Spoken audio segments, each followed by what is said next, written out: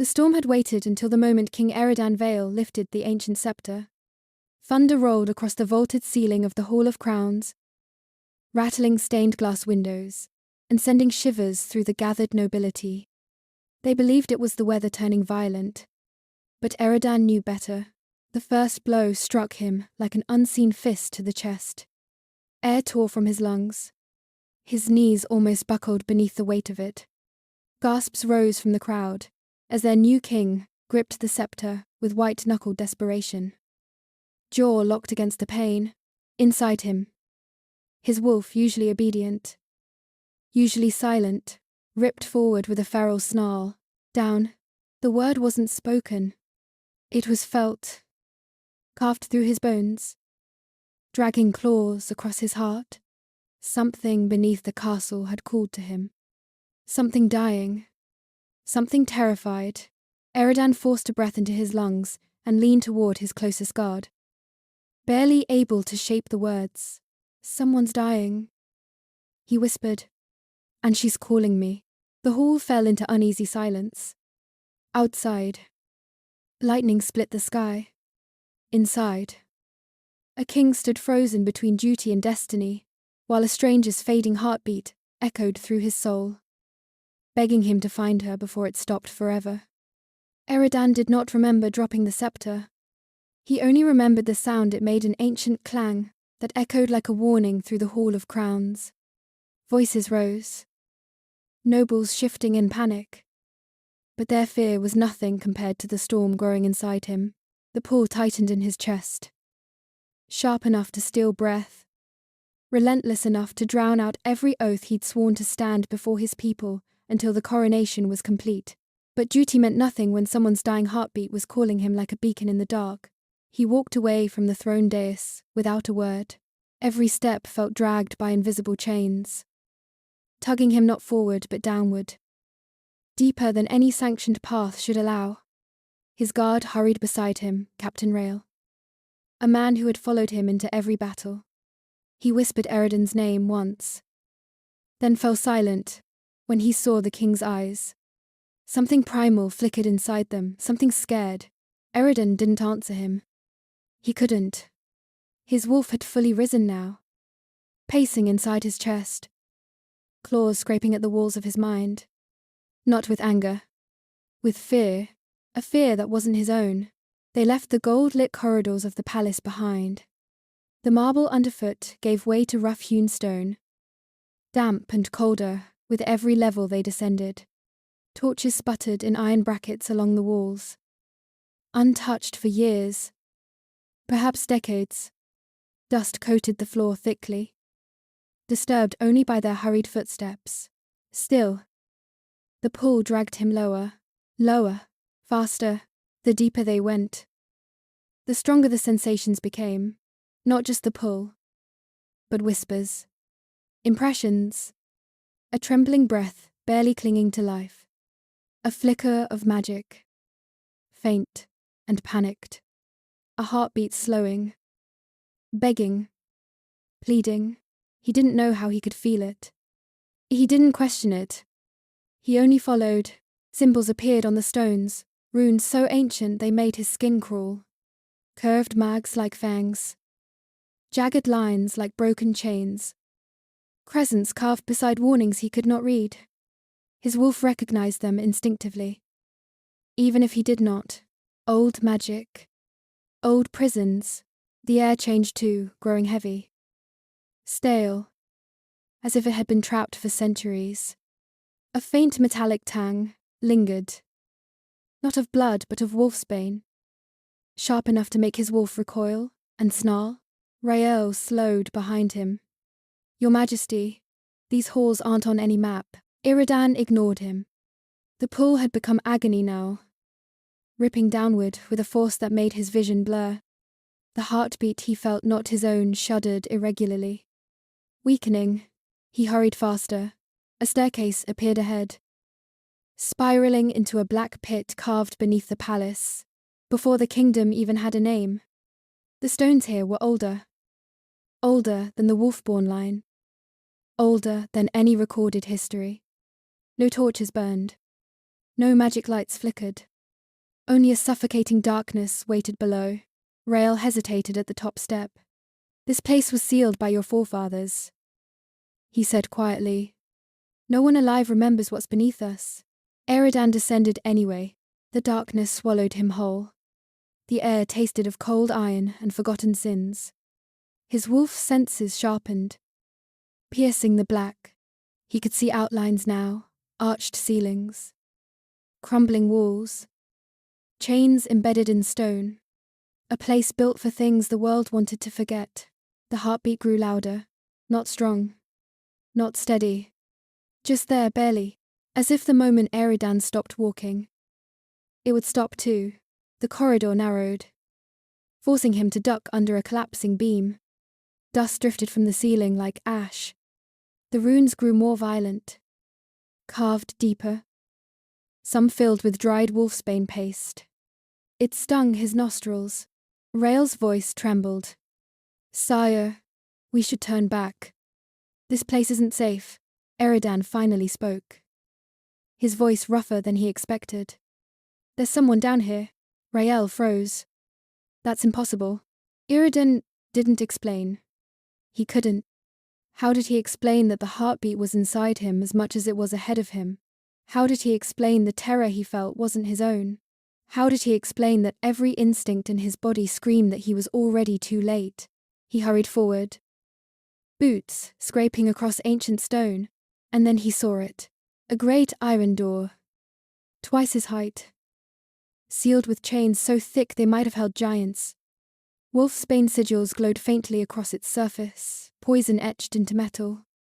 The symbols pulsed like a living thing, repelling any wolf who came close. Pain shot up Eridan's arm as he laid a hand against the door. On the other side, the heartbeat fluttered a weak, fragile tremor. Human, dying. Rael whispered behind him, voice barely audible. "Your Majesty, no one's been down here in a century." Eridan whispered back, his voice filled with something ancient, something shaking. Then someone was left to die longer than that. And with one final surge of desperate strength, he tore at the cursed door, guided by a heartbeat that was fading like a candle in the dark one, that somehow belonged to him. The iron door groaned as Eridan ripped it from its hinges, wolfsbane burning through his palms like fire. His wolf barely felt it. Pain meant nothing, not when that heartbeat thin, trembling, fading throbbed somewhere inside the darkness beyond. The chamber swallowed him the moment he stepped in. Air thick as grave soil, cold enough that frost clung to the stones, and silence so profound it seemed sacrilegious to breathe inside it. Then he saw her. At first, she didn't look human, more shadow than flesh. A small figure collapsed against the far wall, swallowed by chains too heavy for her starved frame. Her knees were drawn toward her chest, as if she tried to make herself disappear. Her head hung forward, hair matted into pale ropes that hid her face. The only hint of life was the faint, intermittent glow at her wrists, magic suppressed, crushed, suffocating under the iron cuffs. Eridan froze, not from horror, though there was plenty of that, not from rage, though it simmered like magma beneath his skin, but because everything inside him, every bone, every breath, every instinct went silent. Then his wolf, usually controlled, usually quiet, rose with a feral cry that shook him to his core. "Mate," the word burned through him with unstoppable force. Not a whisper, a proclamation, a truth older than every law of the wolfborn. He took one step, then another, drawn not by curiosity, but by a tether that felt carved into the center of his being. The closer he got, the more the scent of wolfsbane thickened sharp, poisonous, clinging to every chain that bound her. It explained the wounds on her wrists, raw and weeping, the kind that never healed. It explained her shallow breathing, and the trembling. Gods! She was trembling. He knelt beside her, moving slowly, cautiously, as if she were a wounded creature who had been beaten every time someone approached. His shadow fell over her, and the girl flinched so violently it sent a jolt down his spine. She tried to pull back, but the chains snapped taut, biting into her skin. A sound left her throat broken. Choked. Terrified. Her hair fell aside just enough for him to see her eyes. Silver, a colour he'd only heard about in myths, whispered around dying fires. A colour claimed to belong to a race that no longer existed. A luminary. A people hunted into extinction for their light-born magic. A people whose very existence had been erased. She lifted her head with agonizing effort. Her face was carved by starvation. Cheeks hollowed. Lips cracked. Breath rattling like a dying ember. Her eyes met his. Wide with terror. Shimmering with a fear so deep, it seemed older than the chamber itself. She swallowed. Voice, trembling, like a fragile twig. Please, I'll be good. Don't hurt me again. The words sliced him open. Not with claws. With grief. Eridan felt his wolf snarl not at her. Never at her, but at the horror those words carried. At what they meant. At what she had endured down here. Alone in the dark. Forgotten by the world. Very gently. He reached toward the shackles. She jerked back again. Whimpering. Tears streaking through the dirt on her face. No. She whispered. Barely audible. No. Please. I won't glow again. I swear. Just leave the chains. I'll be quiet. Glow. A luminary term. A desperate promise. A plea from someone punished for existing. Eridan's voice came out rough. Strangled by the effort it took to hold himself steady. I'm not here to hurt you. His hand brushed the shackle. Wolfsbane seared his skin instantly. But the pain barely registered. With a growl, he broke the iron cuff as if it were made of brittle bone. The metal shattered. And her arm so light, so thin, fell limply into his hand. She gasped. Not in fear this time. In confusion, he reached for the other cuff. Broke it. Then the chain at her ankles. Every piece of iron that bound her turned to rubble under his strength. Her magic flickered faintly in response. Silver light trembling beneath her skin like a dying star, trying to rise. She began to collapse forward. Too weak to hold herself upright, Eridan caught her before her head hit the stone floor. She weighed almost nothing. A feather. A whisper. A life so close to extinguishing that her breathing barely stirred the air. Her cheek rested against his chest. She stiffened at first. Expecting pain. Expecting cruelty. Then slowly, she relaxed. As if the warmth of his body was something she had not felt in years. Her voice was barely a breath. Who? Who are you? The answer came from the deepest part of him. From the wolf who had recognized her, before he had words to form the truth. You're safe, he whispered. That's who I am. Her silver eyes fluttered.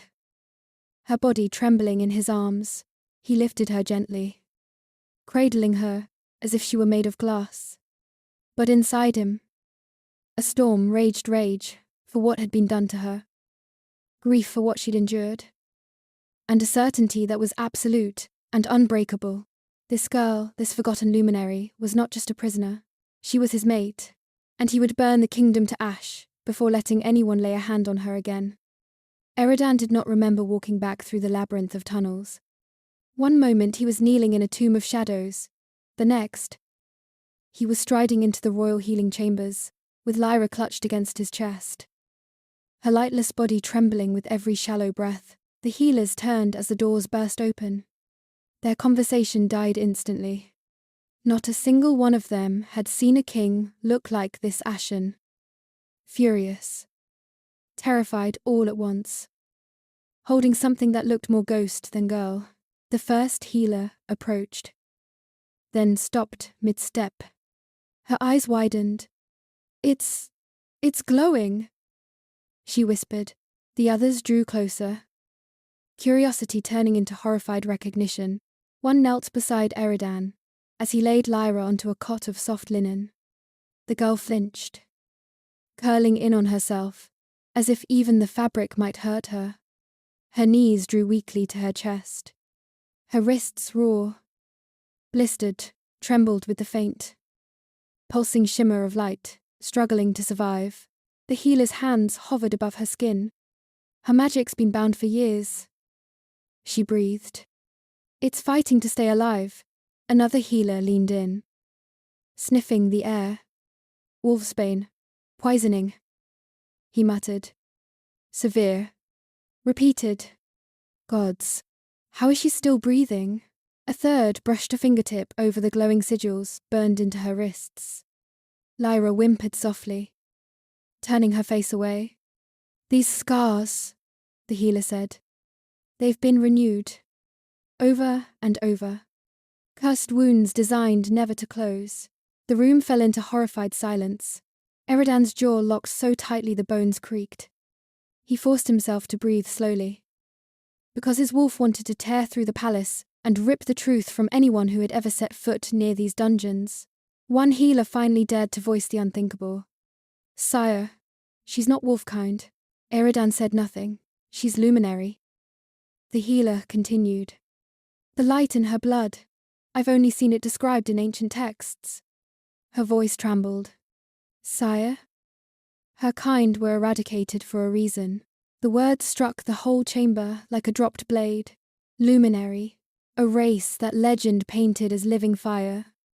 Beings born from starlight who could burn a wolf shifter to ash with a touch. Gone for over a century. Extinct. Impossible. And yet she lay before them. Thin as breath. Barely clinging to life. Lyra opened her eyes. The silver in them dim and fogged by exhaustion. She looked at the healers with instinctive fear, flinching from their hands as though she expected pain, not help. Her voice cracked as she spoke.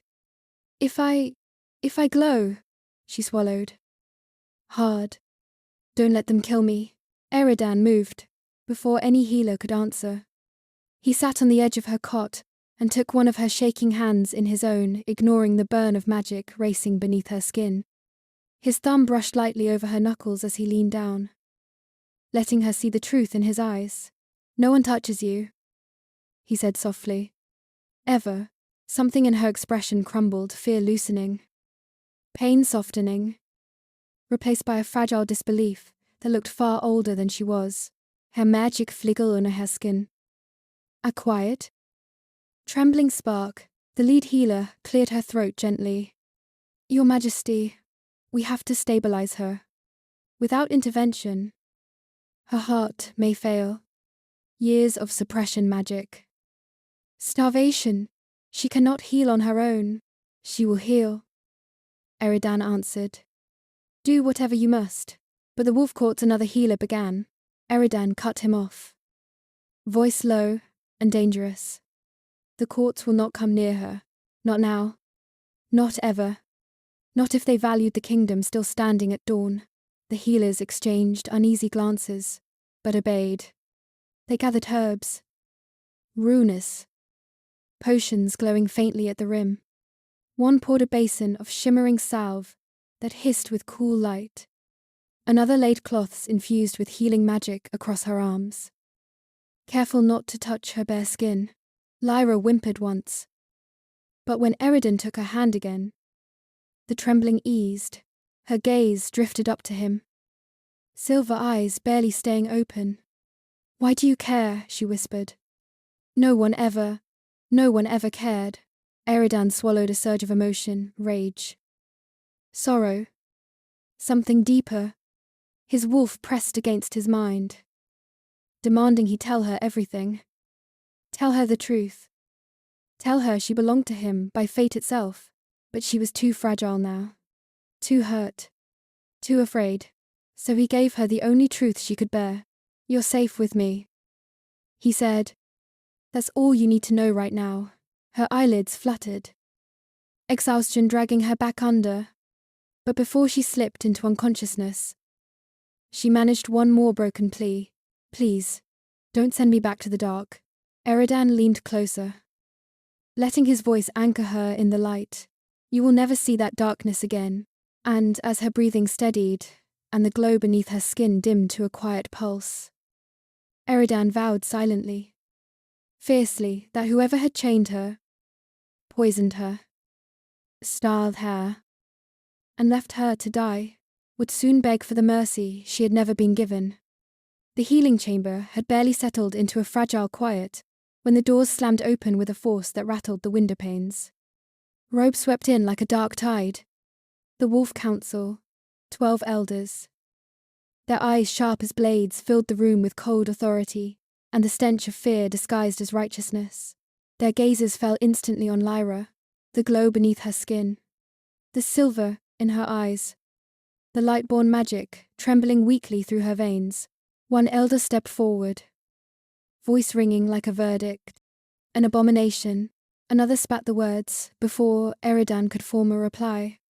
She should be destroyed before the corruption spreads. A third jabbed a finger toward the king, fury twisting his face. Your Majesty, you've been enchanted, manipulated. No wolf should be able to stand this close to a luminary and live. Eridan rose from the bedside, slow and dangerous. One more word against her, Eldrin, and I will make you regret standing in my presence. But the council had not come to listen. They had come to kill. The eldest woman lifted a scroll sealed with ancient gold.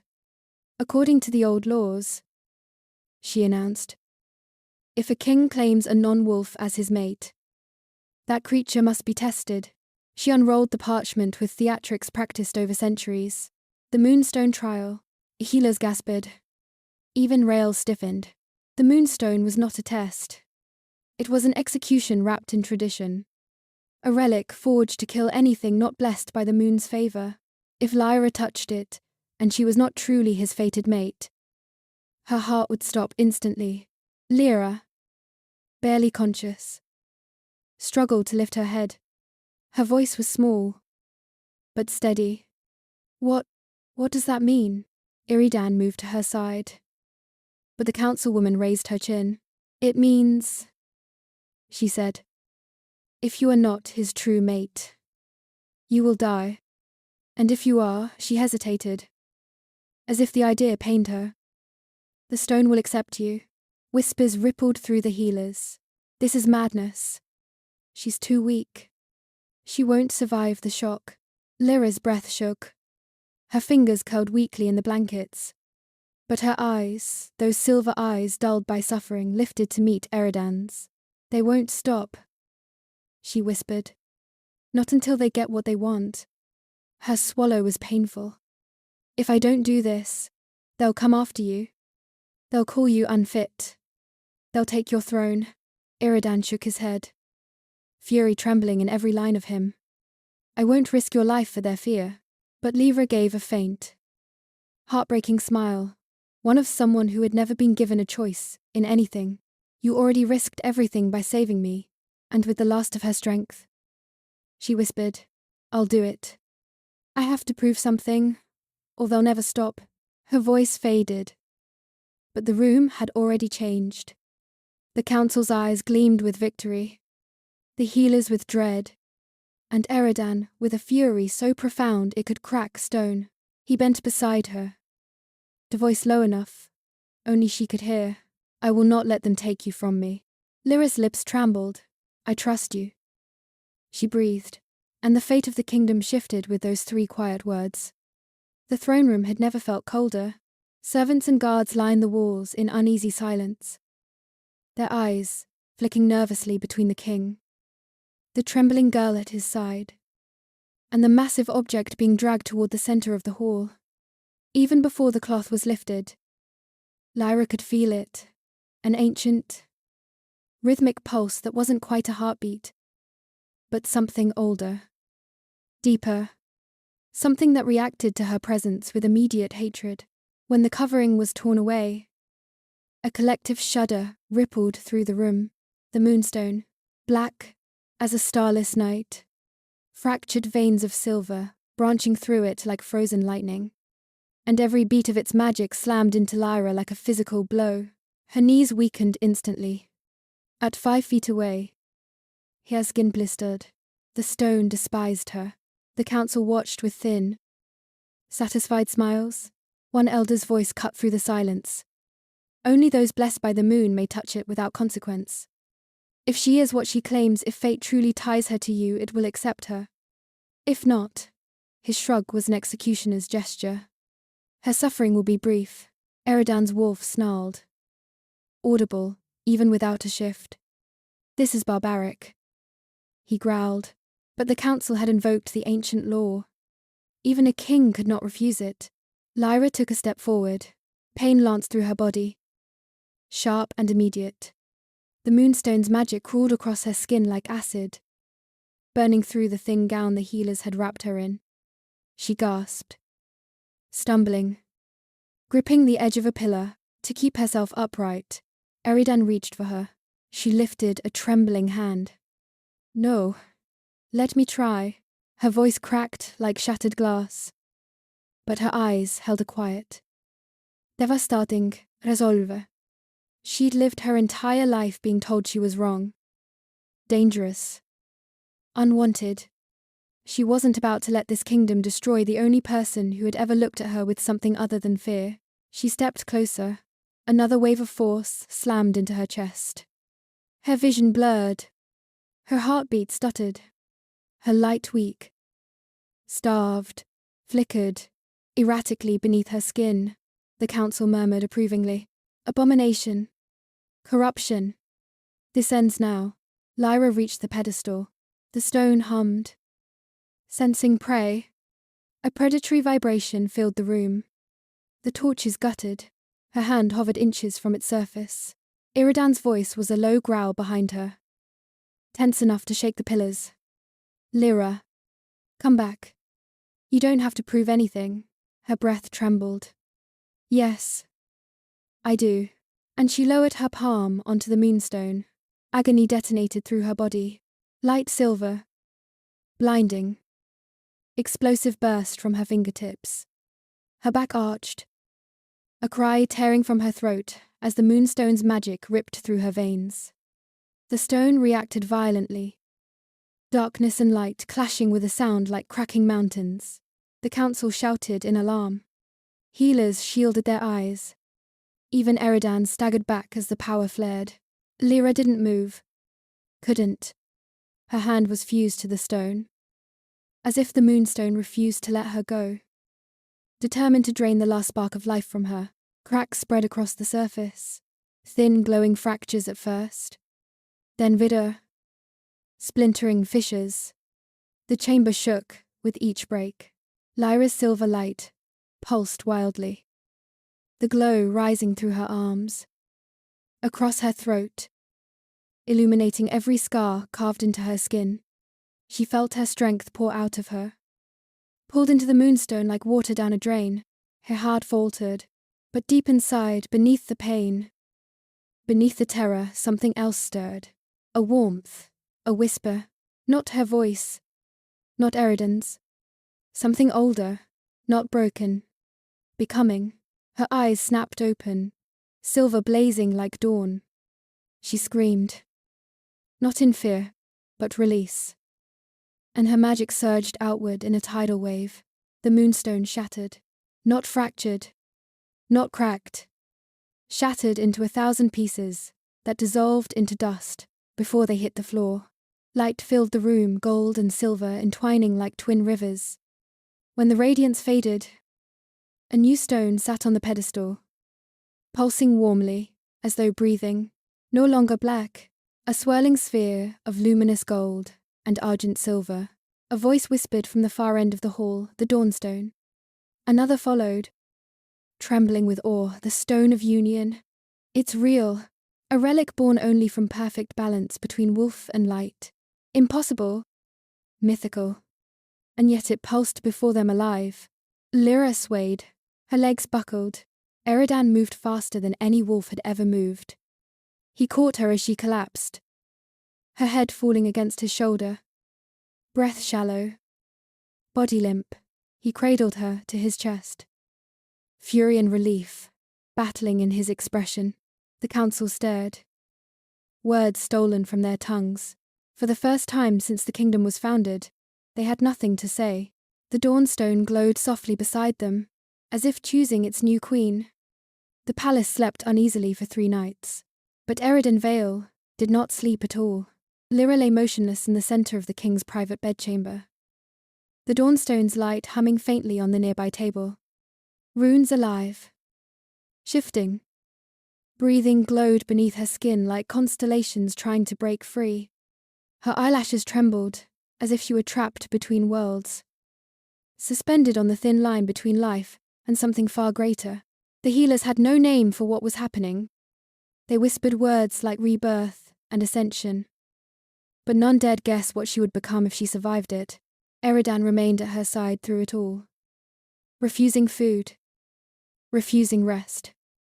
Refusing to let her face another moment of darkness alone. He held her hand when the magic surged violently. He pressed cold cloths to her brow when lightning raced beneath her skin. And when the pain twisted her sleeping face, he bent close, whispering into the shell of her ear, "You've been alone in the dark long enough. Come back to me. Lyra, follow my voice. Follow me home." He said it 100 times. 1,000. As if he could speak her back into existence. And deep inside the cocoon of her coma, where time folded in on itself, and memories faded into blinding white. Lyra heard him, at first, only as a distant echo soft. Warm.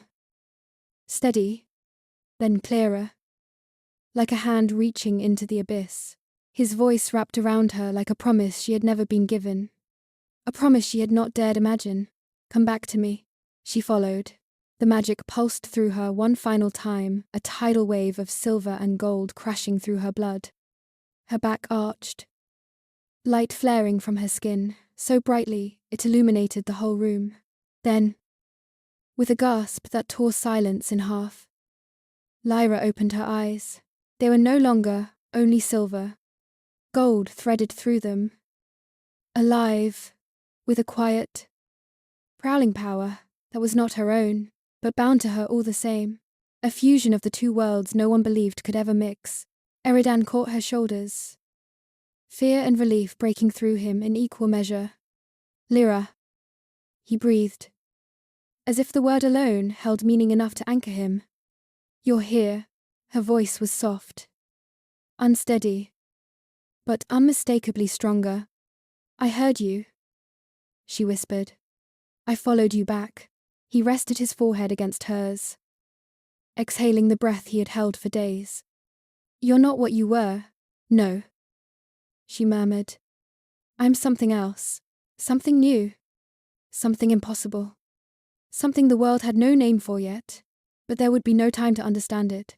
Because the kingdom had not slept quietly during her transformation, a frantic knocking shattered the fragile peace. A young guard stumbled into the room. Face white. Breath shaking. "Your Majesty," he gasped. "There are screams in the old dungeons. The lower levels, deeper than where you found her, something's happening." Eridan stiffened. Lyra's new senses, sharp as starlight, caught the faintest echo of the cries. High. Thin. Horrified. Children. Without a word. She swung her legs over the side of the bed. Her body trembled from weakness. But the magic running through her steadied her feet. Eridan moved to support her. And together, they descended into the bowels of the palace once more, only this time. Lyra walked at his side, not as a prisoner stumbling through darkness, but as something luminous enough to banish it. The air grew colder the deeper they went. The walls grew rougher. Torches flickered with unnatural unease. And then, at the lowest level, far beyond the sealed chamber where she had been held, they heard it clearly. Screaming. Begging. Voices cracking with fear. Eridan broke into a run.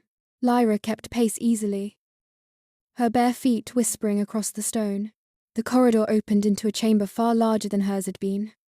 Rows of cells lined the walls, their bars etched with runes meant to suppress magic. The smell hit them first, stale air, burnt magic, and the sharp bite of wolfsbane. Inside the first cell, a boy no older than 12 cowered in the corner, arms wrapped around his knees. His hair glowed faintly silver in the dark. A luminary. Lyra froze. The boy looked up, and his scream faltered. Silver eyes widened. Tears streaked down his dirty cheeks. "You're real," he breathed. "They told me, told all of us. We were the last. They said the others died." Eridan's chest tightened painfully. "How many?" he growled. The boy swallowed. 8. There are 8 of us. 8 children. 8 lives crushed in chambers. No one knew existed. Lyra stepped forward, her hand hovering near the bars. The boy flinched at first, conditioned by pain. But then slowly he leaned toward her. Her voice was soft. "You're not alone anymore. I'm here. I promise." Her light flickered gently from her fingertips. Not burning. Not bright, warm. Soothing. Familiar. The boy's trembling eased, his breathing slowing. Eyes locked on hers, as if she was something holy. Eridan moved to the other cells, his wolf rising in rage as he saw the truth. Every prisoner bore the same glowing scars, the same starved bodies, the same hopeless fear. Lyra felt it too, the weight of their suffering, the echo of her own years in the dark. "We were told we were dangerous," the boy whispered. "We were told people would kill us if they knew what we were." Lyra's jaw trembled. "They lied to you," he nodded, tears spilling. "They said our magic was needed for the kingdom. They took blood, took light, said it was for war." Lyra's breath hitched. Eridan's voice was a low snarl. "The council. Because only the council had the power to hide atrocities beneath a kingdom built on supposed honor." Lyra reached through the bars, gently brushing the boy's shoulder with glowing fingertips. "You're safe now." The boy's small hand grasped hers. Desperate and trusting, Eridan looked at her. Something fierce and unbreakable in his gaze. "We end this," he swore, and in the darkness of the forgotten dungeons, surrounded by the stolen children of a nearly extinct race, Lyra realized something with the clarity of a rising dawn.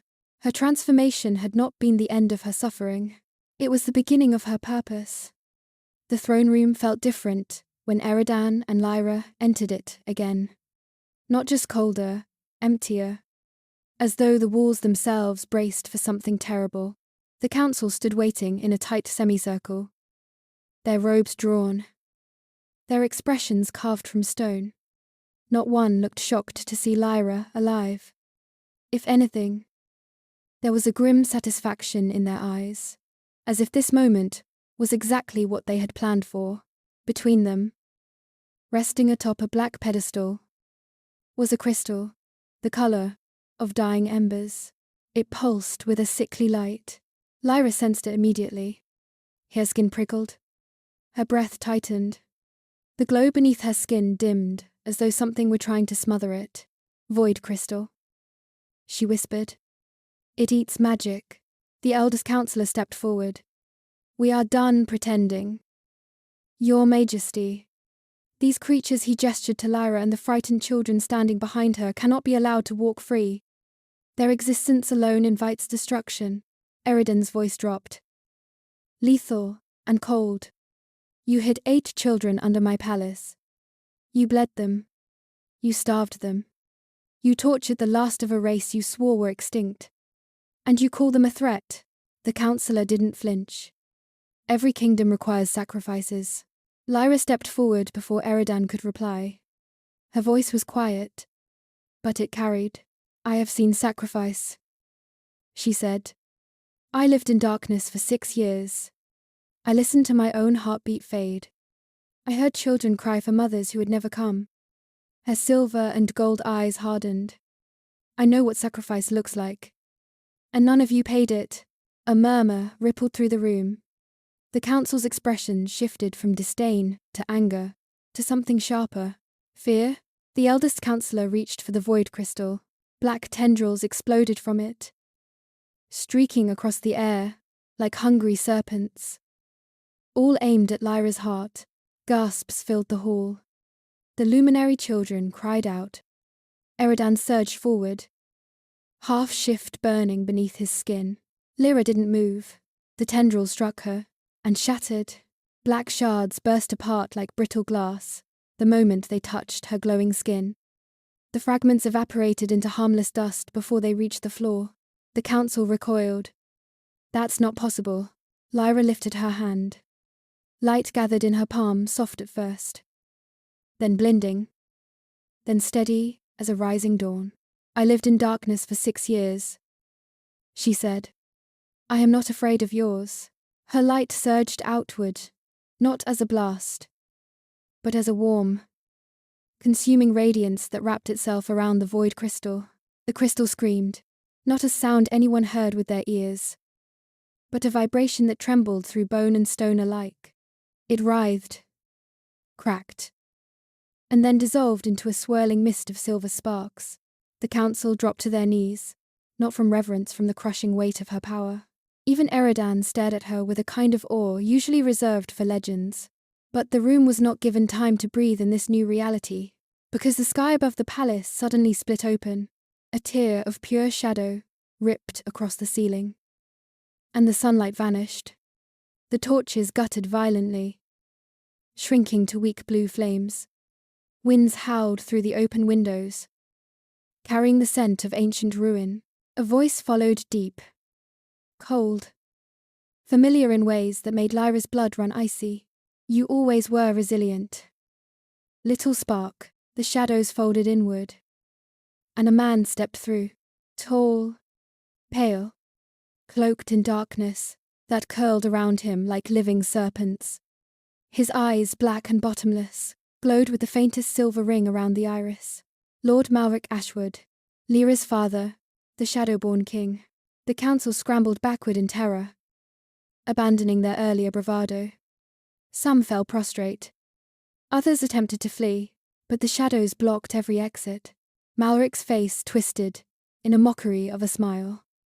Oh, don't run now. You've done so well imprisoning and killing my wife's people. At least have the spine to face the consequence.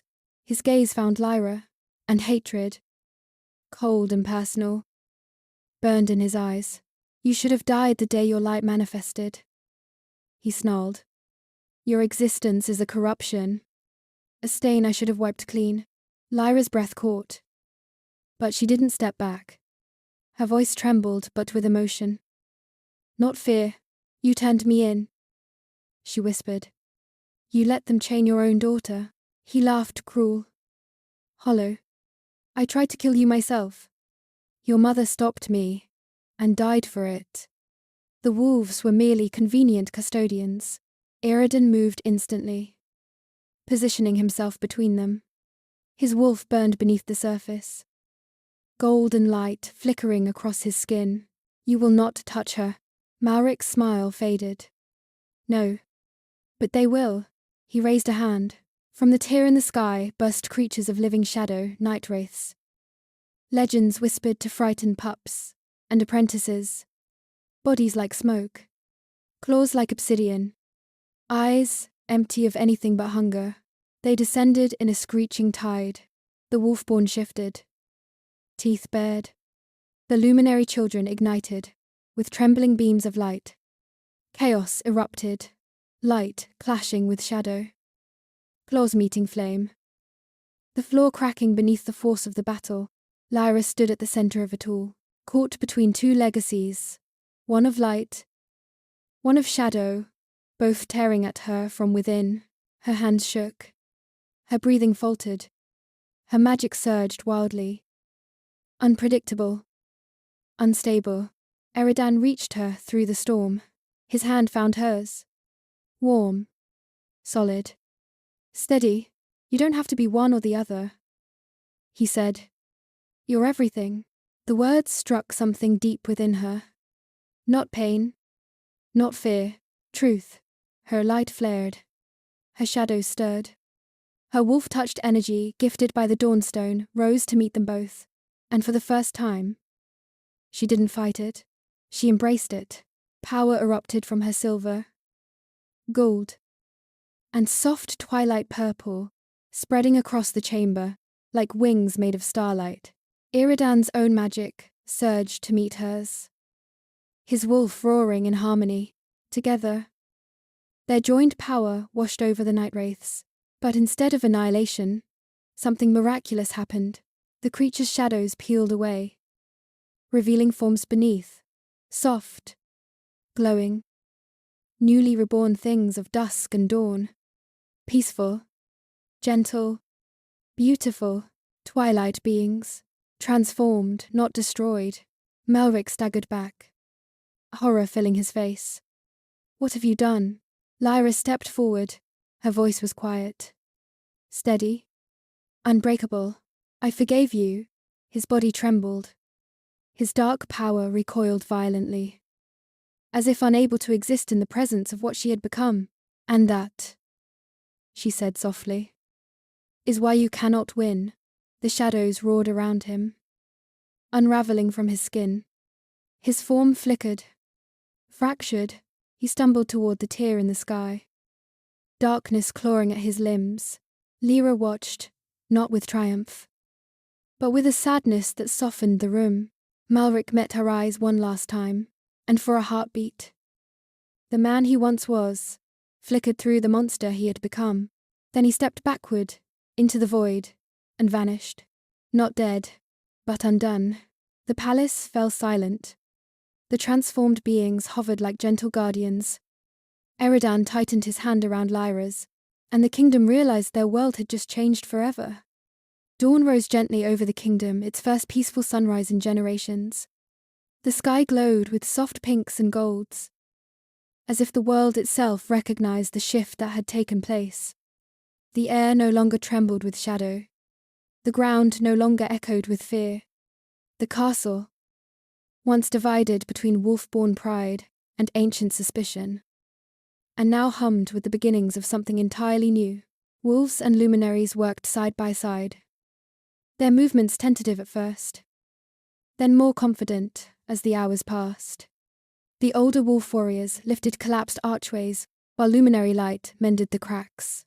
Healers tended wounds of both species without hesitation. And across the courtyard, the transformed night wraiths, no longer creatures of hunger, but of soft twilight, watched silently, like gentle sentinels. Their dim glow offered comfort rather than dread. For the first time, the kingdom felt whole. At the castle's eastern terrace, the 8 luminary children stood, with eyes wide, shielding their faces from the brightness of the morning sun. They hadn't seen daylight in years. Some had never seen it at all. Awe washed across their features as warmth touched their skin. One boy reached out as if he could catch the sunlight in his palm. When Lyra saw it, her heart ached, not with sorrow, but with hope. She and Eridan walked together toward the Dawnstone, which pulsed softly on its pedestal. Gold and silver swirled within its heart, 2 halves forever intertwined, a reflection of what they had become. Lyra placed her hand on the stone. Its warmth spread through her, answering the new rhythm of her magic light. Wolf and shadow in perfect equilibrium. She breathed deeply, letting the world settle inside her chest.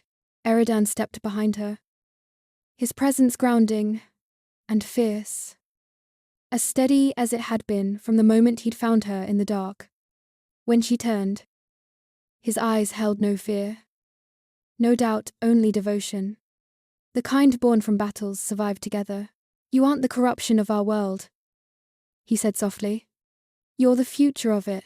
Lyra's breath shivered with emotion. The girl who had once begged not to glow now shone without shame. "Then let's build it together," she whispered. Eridan cupped her face, drawing her close. Their kiss was not the desperate union of fear, and survival. But a promise gentle, certain, powerful enough to bind two worlds.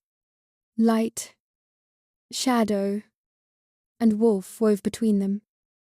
A silent blessing on the new age they would lead. Below, the kingdom erupted in cheers, wolves howling in joy, luminaries raising glowing hands, twilight beings humming in resonance. For the first time, every voice lifted as one. A new dawn had begun, and they would face it together. If you enjoyed this story, I'd love to hear your thoughts. What moment moved you the most? Which character surprised you? Share your feelings below in the comments. I read every single one. And if this tale touched your heart, please remember to like, comment, share, subscribe to the channel for more stories like this. Your support helps these worlds come alive. Thank you for listening.